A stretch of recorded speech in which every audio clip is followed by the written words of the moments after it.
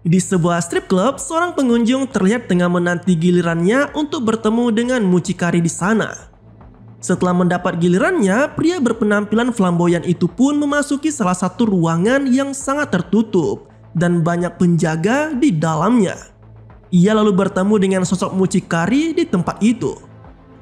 Namun transaksi ternyata tak berjalan sesuai harapan. Mucikari itu tiba-tiba mendapat telepon dari salah satu informannya yang memberitahu jika klien mereka saat ini adalah orang suruhan, di mana ia telah dibayar untuk membawa pergi bocah laki-laki itu dari klub mereka. Dari sinilah terungkap bahwa ternyata sebagian besar pekerja di klub tersebut merupakan korban penculikan. Sementara Samson sendiri merupakan mantan asasin dari pasukan khusus yang kerap dipekerjakan sebagai tentara bayaran oleh kliennya, termasuk mencari orang-orang yang hilang dalam aksi penculikan. Seperti yang dilakukannya saat ini, bocah laki-laki yang akan disewa oleh Samson ternyata adalah korban penculikan dari sindikat penjualan manusia di tempat itu. Kliennya yang sekaligus juga orang tua dari bocah tersebut lalu membayar Samson untuk menemukan dan membawa kembali putra mereka. Namun karena terlanjur ketahuan kedoknya, Samson pun mau tak mau harus menghadapi sendiri para anggota dari sindikat tersebut. Secara mengesankan, Samson yang dari tadi terlihat begitu tenang ternyata telah mempersiapkan segalanya untuk menghadapi situasi terburuk seperti sekarang ini. Dengan lebih dulu menyiram salah satu penjaga menggunakan air keras, Samson dengan mudahnya mampu menghabisi satu demi satu para penjaga yang ada di sana, termasuk sosok mucikari dari klub tersebut. Usai menghabisi para penjahat tadi, Samson bersama bocah laki-laki itu pun berhasil keluar dengan selamat, berbarengan dengan sejumlah ledakan bom yang telah dipasang oleh Samson sebelumnya.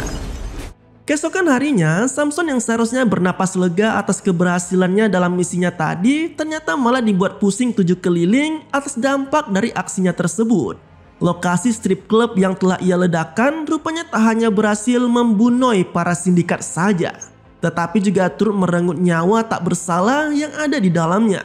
Polisi yang menginvestigasi lokasi tersebut mendapati 2 gadis belia yang menjadi korban. Mereka meninggal dengan penuh luka akibat ledakan semalam. Atas kondisi inilah, Samson sebenarnya bisa saja terjerat oleh masalah hukum dan dianggap telah membunuh banyak nyawa dalam aksinya itu. Singkat cerita, 6 bulan pun berlalu. Terlihat sebuah keluarga kecil yang baru saja tiba di bandara Moldova adalah Faiden, sosok suami sekaligus ayah dari keluarga asal Amerika itu. Ia diketahui sebagai seorang pegulat yang hendak melangsungkan pertandingan di Moldova. Layaknya bekerja sembari berlibur, Faiden turut membawa serta istri dan anaknya dalam pertandingan kali ini. Mereka adalah Monica dan Becky. Seperti lazimnya para gadis remaja, Becky juga sempat mengabadikan momen kedatangannya di Moldova dengan difoto langsung oleh ayahnya. Namun tanpa mereka sadari, salah satu pengunjung bandara ternyata diam-diam juga turut mengambil foto Becky termasuk plat mobil yang mereka naiki. Sepanjang perjalanan, Becky terus mengabadikan keindahan kota Moldova dengan merekamnya melalui ponselnya. Hingga tak terasa mereka pun akhirnya sampai di salah satu penginapan. Sayangnya, semua momen yang telah diabadikannya tadi ternyata tak bisa begitu saja ia unggah ke media sosial. Pasalnya sambungan internet di penginapan ternyata mati dan sinyal di ponsel Becky juga sangat lemah. Karena alasan itulah, Faiden lalu menyarankan putrinya tersebut untuk menuju ke balkon alih-alih agar ia bisa mendapatkan sinyal yang lebih bagus. Tanpa pikir panjang, Becky pun langsung menuju ke balkon. Di tempat itulah ia bertemu dengan pengunjung hotel lainnya yang tak lain adalah sosok yang sempat memfotonya diam-diam saat di bandara. Gadis yang memperkenalkan dirinya sebagai Amalia itu pun mulai menjalin obrolan santai dengan Becky, termasuk membahas tentang sinyal yang sulit didapatnya di tempat tersebut. Di waktu yang sama, Faiden yang baru selesai mandi mulai mempertanyakan keberadaan Becky yang sedari tadi tak kunjung kembali ke kamarnya. Tak mau dibuat penasaran, ia pun lalu menuju ke balkon dan betapa terkejutnya Faiden karena ternyata putrinya saat ini sudah tak lagi berada di sana. Seketika itu juga firasat buruk Faiden mulai mendorongnya untuk mencari keberadaan putrinya tersebut. Berbekal foto terakhir Becky yang ada di ponselnya, Faiden mencari keberadaan putrinya dengan menanyai siapa saja yang ia temui di sekitaran hotel. Namun sayangnya tak ada satupun di antara mereka yang mengetahui atau setidaknya sempat melihat sosok si Becky. Di salah satu sudut kota tua Moldova, seorang pria terlihat sangat piawai dalam memotong daging di tokonya. Dan ia adalah Samson, si mantan asasin yang sangat brutal.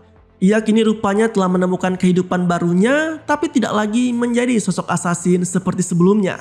Melainkan Samson memilih untuk menjadi penjual daging dengan membuka tokonya sendiri di Moldova. Memasuki waktu malam, Samson yang merasa cukup dengan pekerjaannya lalu mulai berberes untuk menutup tokonya. Siaran berita tentang Faiden dan putrinya ternyata juga sempat dilihat oleh Samson melalui TV. Namun agaknya berita tersebut tak sedikit pun menarik perhatian dari Samson. Bahkan iming-iming imbalan uang yang dijanjikan Faiden pun terkesan hanya menjadi hadiah kecil yang sangat tidak menarik baginya. Tak lama berselang, wajah Faiden dan Monica yang sebelumnya hanya terlihat di TV, kini tiba-tiba sudah berada di depan toko daging milik Samson. Kedatangan mereka tak lain adalah untuk bertemu dengan Samson. Nah, Faiden dan Monica memohon untuk Samson untuk membantunya menemukan Becky. Namun berulang kali juga Samson menyebut jika dirinya tak mau terlibat dalam masalah tersebut. Bahkan ia sempat menyarankan pasangan suami istri itu untuk minta bantuan hanya pada polisi saja. Merasa pertemuannya dengan Samson hanya sia-sia, Faiden dan Monica akhirnya meninggalkan tempat itu dan bermaksud untuk mencari sendiri keberadaan putrinya. Namun di sisi lain, Samson yang sempat membaca berita mengenai hilangnya Becky di koran tiba-tiba teringat kembali dengan memori kelamnya, di mana ia sempat tak sengaja menewaskan 2 gadis remaja dalam insiden ledakan beberapa bulan yang lalu. Nah, di sini batinnya perlahan telah digerakkan untuk kembali ke jalan hidupnya yang lama, karena mungkin saja itulah satu-satunya cara baginya agar bisa menebus dosa lamanya. Dalam penelusurannya, Faiden yang sendirian sempat berhenti di salah satu lokasi prostitusi yang ada di Moldova. Di tempat itulah ia kembali menanyai setiap orang untuk memberikan informasi mengenai keberadaan Becky. Hingga akhirnya seorang gelandangan mengungkapkan tentang keberadaan dari gadis tersebut. Tak mau membuang-buang waktu, Faiden yang penasaran pun langsung mendatangi lokasi yang disebutkan oleh gelandangan tadi. Di lokasi yang dimaksud, Faiden kembali menanyai keberadaan putrinya pada orang-orang di sana. Namun seperti sebelum-sebelumnya, ia tak mendapatkan sedikit pun petunjuk keberadaan Becky. Yang menjengkelkannya lagi, salah seorang pengunjung klub tersebut malah terkesan melecehkan penampilan Becky dari fotonya. Sontak hal itu langsung memicu amarah Faiden dan alhasil ia pun menghajar siapa saja yang ada di hadapannya. Secara mengesankan, Faiden yang berprofesi sebagai seorang pegulat bisa dengan mudah menghajar satu demi satu setiap lawannya. Namun sayangnya keadaan di sana tiba-tiba berbalik setelah beberapa penjaga berdatangan dan mulai menghajar Faiden tanpa ampun. Di luar dugaan, suasana klub yang tadinya penuh ketegangan seketika berubah menjadi sangat mencekam. Karena seketika listrik di sana padam dan membuat beberapa penjaga menjadi kebingungan. Namun siapa sangka dalam kondisi yang gelap itu satu demi satu penjaga di sana berhasil dibuat tumbang oleh sesosok misterius yang muncul dari kegelapan. Tak lain dan tak bukan adalah sang mantan asasin, yaitu Samson. Usai menghabisi semua penjaga, Samson lalu menyelamatkan Faiden dengan memapahnya keluar dari tempat tersebut. Di toko daging miliknya, Samson mulai mengungkapkan niatnya untuk membantu Faiden dalam menemukan Becky.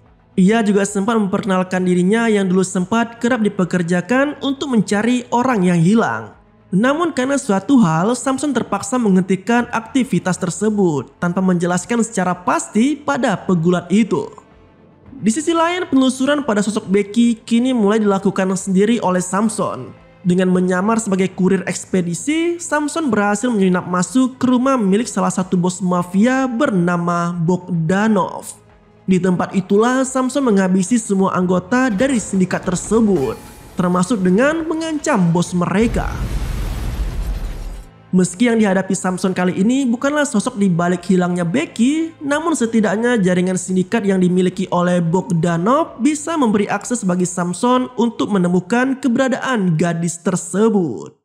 Tak lama setelah kepergian Samson, bos mafia itu pun langsung menghubungi salah satu tangan kanannya yang bernama Vlad untuk mengabarkan soal aksi brutal yang baru saja dialaminya. Ia juga turut memperingatkan anak buahnya agar segera mencari gadis bernama Becky. Namun bukannya berniat untuk mengembalikan gadis itu pada orang tuanya, Bogdanov justru memerintahkan Vlad agar segera menghabisi nyawa dari gadis itu. Nah, semua obrolan yang dilakukan oleh bos mafia tadi ternyata diam-diam telah disadap oleh Samson sebelumnya. Ia kini mengetahui setiap obrolan yang mereka lakukan. Mulai dari nomor telepon Vlad hingga sosok bernama Al-Kabiri yang disebut-sebut berada di belakang kasus hilangnya Becky. Di tempat lainnya, Vlad yang masih mencari keberadaan Becky akhirnya mendatangi salah satu rumah milik sepupunya yang dijadikan sebagai tempat penyekapan para gadis sebelum dijual. Salah satu dari kawanan penculik tersebut ternyata adalah Amalia, sosok yang sempat berbincang dengan Becky di balkon tempo hari.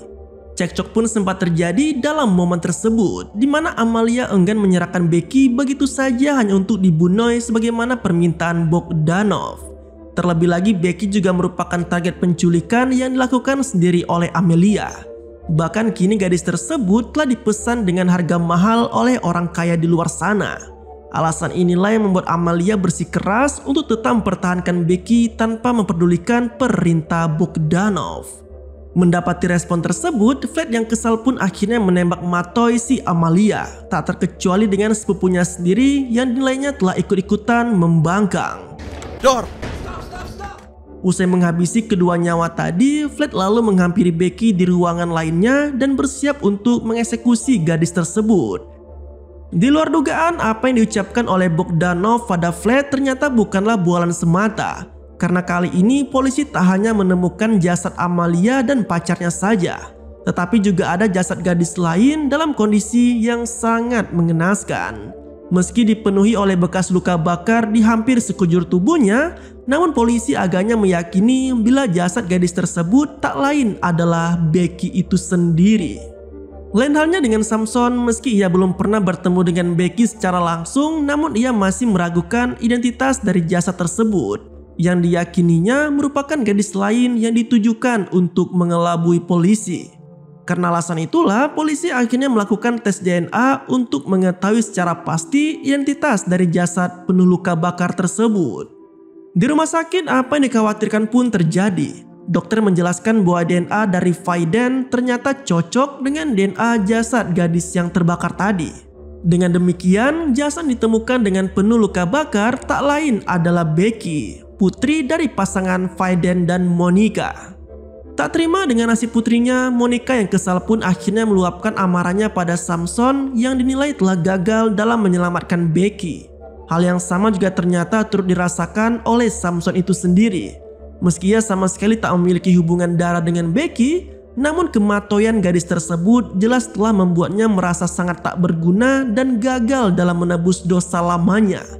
Kondisi itulah yang membuatnya memilih untuk menyendiri sementara waktu. Nah, saat Samson tengah mabuk berat, dia malah kedatangan tamu tak diundang. Mereka tak lain adalah Bogdanov dan anak buahnya. Kedatangan mereka kali ini rupanya untuk membalaskan dendam atas semua kekacauan yang sempat dilakukan oleh Samson sebelumnya. Tanpa perlawanan, Samson merelakan tubuhnya begitu saja untuk disiksa oleh anak buah Bogdanov. Ia agaknya begitu kecewa pada dirinya sendiri karena gagal dalam menebus dosa lamanya. Namun siapa sangka cuy, kondisi Samson yang terpuruk justru membuatnya semakin memikirkan tentang kondisi Becky. Dari sinilah ia seketika menyadari ada kejanggalan dengan jasad gadis tersebut. Sontak, Samson yang awalnya terkesan pasrah malah kini berbalik menyerang Bogdanov dan semua anak buahnya. Nah, menariknya anak Samson yaitu Selwyn yang sebelumnya sempat pergi kini kembali untuk membantu Samson. Berkat kerjasama yang apik, ayah dan anak itu pun akhirnya bisa dengan mudah membunuh Bogdanov beserta semua anak buahnya. Dengan ditemani oleh Selwyn, Samson kembali menemui Vaiden dan istrinya di bandara. Dalam kesempatan tersebut, Samson mengungkapkan kejanggalan yang sempat mengusik pikirannya, di mana Becky selalu mengenakan gelang di tangan kanan pada setiap fotonya.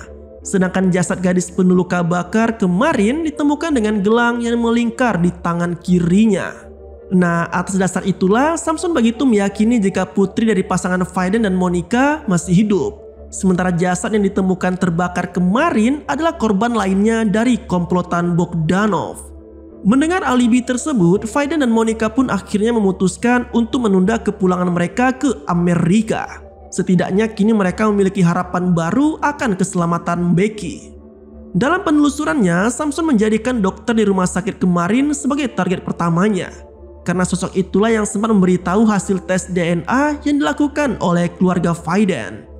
Dan benar saja cuy, sang dokter yang dalam keadaan tertekan pun akhirnya mengaku jika dirinya telah bekerja untuk Cosmin Stelu, Wakil Menteri Pertahanan sekaligus orang nomor 2 di keamanan negara Moldova. Setelah mendapatkan nama tersebut, Samson lalu mengamankan Faiden dan Monica di salah satu rumah rahasia milik Selwyn. Samson juga sempat berpesan pada pasangan suami istri itu agar tak keluar rumah apapun alasannya, karena yang mereka hadapi saat ini adalah sosok berpengaruh di negara tersebut. Sementara itu, firasat Samson tentang keberadaan Becky ternyata terbukti cuy, karena saat ini gadis tersebut masih hidup dan tengah disekap di sebuah lokasi tersembunyi. Menariknya, Becky yang saat itu tengah sendirian sempat berhasil menghubungi Faiden melalui ponselnya. Ia bahkan sampai meminta ayahnya itu agar menemukan lokasinya melalui aplikasi Find My Phone. Berbekal aplikasi tersebut, Faiden dan Monica kini mengetahui lokasi putri mereka yang ternyata tengah berada di penjara tua dekat perbatasan Ukraina. Tak ingin membuang waktunya, pasangan suami istri itu pun langsung bergegas menuju ke lokasi Becky berada. Di waktu yang sama, petunjuk tentang keterlibatan Stelu dalam penculikan Becky perlahan mulai terungkap. Dalam penelusurannya, Selwyn yang bekerja di kantor kedutaan akhirnya mengetahui bagaimana kebusukan Stelu, di mana Wakil Menteri Pertahanan itu diam-diam menjalin kerjasama dengan Al-Kabiri, sosok di balik kelompok pemberontak asal Sudan. Mereka disinyalir telah beberapa kali melakukan bisnis jual beli senjata sejak embargo Soviet terjadi di tempat itu. Mirisnya lagi, alih-alih untuk mendapatkan kerjasama dengan keuntungan lebih besar, Stelu diyakini bakal menjadikan Becky sebagai bonus dari transaksi senjata yang berikutnya.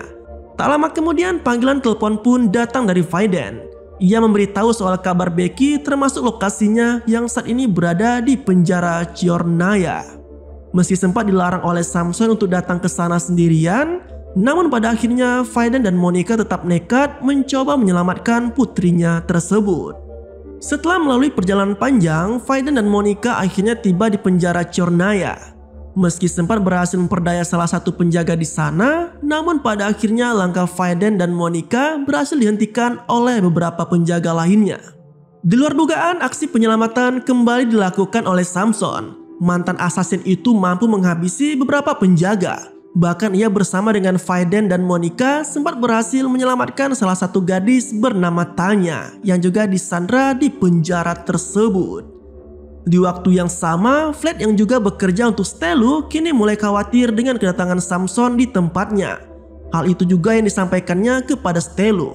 Namun Wakil Menteri Pertahanan itu jelas tak terima dan malah mengancam akan menghabisi Vlad jika bisnis kotornya selama ini diungkap oleh Samson. Melalui siasatnya, Vlad menawarkan pertukaran pada Faiden di mana ia menginginkan Tanya untuk ditukar dengan kebebasan Becky. Tak mau main-main, Vlad bahkan sampai memotong jari kelingking Becky hanya untuk menggertak sang penggulat itu. Khawatir dengan nasib putrinya, Faiden dan Monica pun akhirnya setuju untuk melakukan pertukaran sesuai permintaan Vlad. Sementara Samson yang dianggap sebagai ancaman mau tak mau harus berada cukup jauh dari lokasi pertukaran. Seperti yang bisa ditebak, Becky yang berhasil kembali ke pelukan orang tuanya pun kini menjadi target baru bagi si Vlad. Ia memerintahkan anak buahnya untuk segera menghabisi keluarga kecil itu.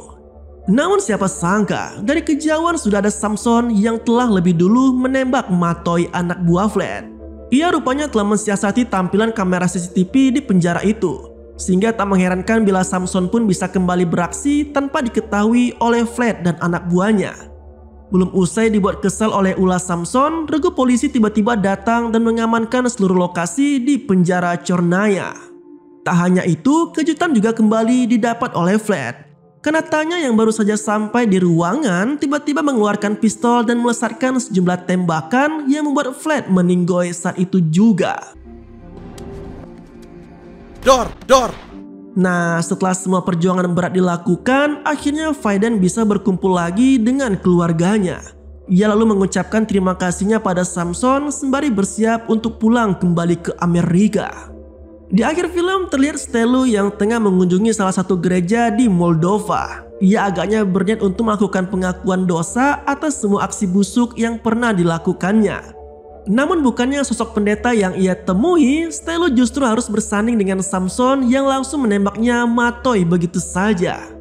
Dan film pun berakhir dengan begitu santuy.